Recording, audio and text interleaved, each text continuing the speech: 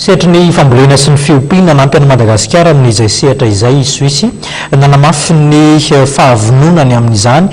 ny maso ivonjany firenena izany miasa sy monina eto amintsika noporofony tamin'ny ministra Rivo Rakotovao izay fahavononana izay etsekilan'ny ministera dia miezaka mandray anjara ao anatin'ireny karazana atrikasa samy hafa ireny mba ahafahan'ireo mpiara-miombonantoka matoky any Madagasikara.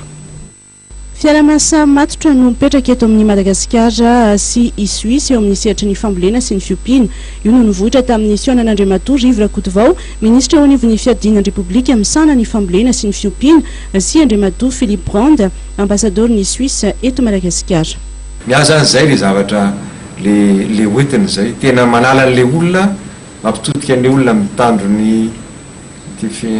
environnement sy mapitra toebola ambony amin'le olona miala amin'ilay fitadiavany teo aloha mba ahafahany mahita ny tsaratsara koa. Fa ny maraina teo ihany koa dia nisy ny atrikasa lehibe izay notanterahana teny amin'ny fioben'ny Institut Pasteur Avaradou hoentiny indrindra no anana ny sehatra ny fambolena sy ny fiompiana eto Madagasikara. Inona ny fepetra-mbola tsy feno ahafahantsika manao an'izay misy lalàna tsy manaiky ve, lalàna tsy mety ve, ahitsy ve, misy procédure ve ao amin'ny ry mpamatsy vola mbola tokony tsy tanteraka ihany koa. Zay no eritreretintsika amin'izao fotoana izao mba ahafahantsika mamaly an'ilay etaetan'ireo privé efa mandeha etaeta mihitsy hoe manerana antsika ny mieritreritra an'izany ny échantillon eto amintsika tsy maintsy alefa ny andafy mba ahafahana manao an'izy nefa hitantsika fa raha ny vola voateny teo izay ny PM teo zao hoe